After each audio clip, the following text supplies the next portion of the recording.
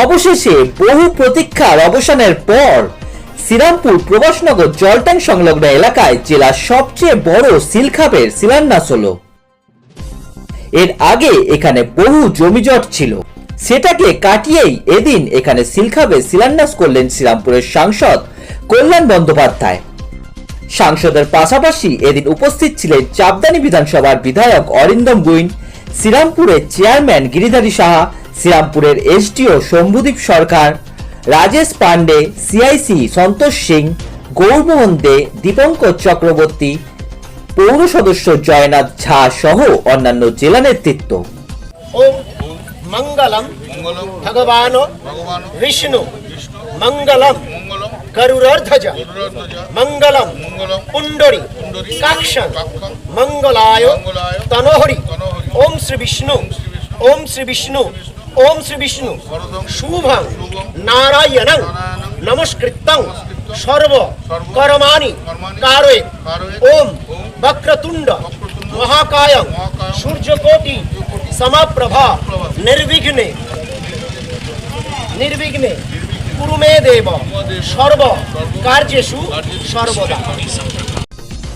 এদিন সাংসদ কল্যাণ বন্দ্যোপাধ্যায় বলেন, ভবিষ্যতে এই সিলখাপ বিশ্বস্তরে পরিচিতি পাবে এবং ভবিষ্যতে এটি ভারতের সর্বশ্রেষ্ঠ সিলখাপ হিসাবে পরিচিতি পাবে।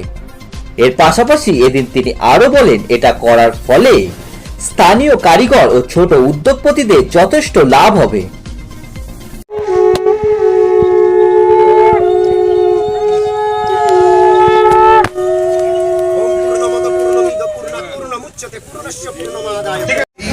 বিধানসভার মানুষ অনেক দিন ধরে অপেক্ষায় ছিল।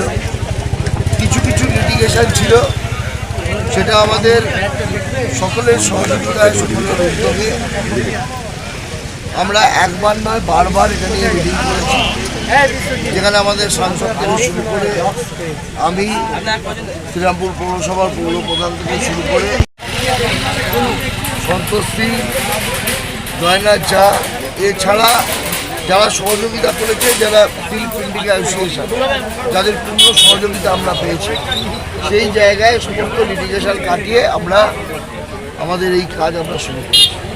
আজকে আমাদের ভিত্তিপ্রস্তর স্থাপন হলো, যেখানে আমাদের পাঁচিলের কাজ আজকে শুরু হবে। তো আমার দৃঢ় বিশ্বাস যে এলাকার মানুষ খুশি, এই বিধানসভার মানুষ খুশি, যে দীর্ঘদিনের অপেক্ষার আজকে অবসান হবে। এখানে একটা জমি জট ছিল, সেই জমি জট কি কেটেছে? দেখুন, এই জমি জট কেটেছে বলেই তো আজকে কাজ শুরু হয়েছে।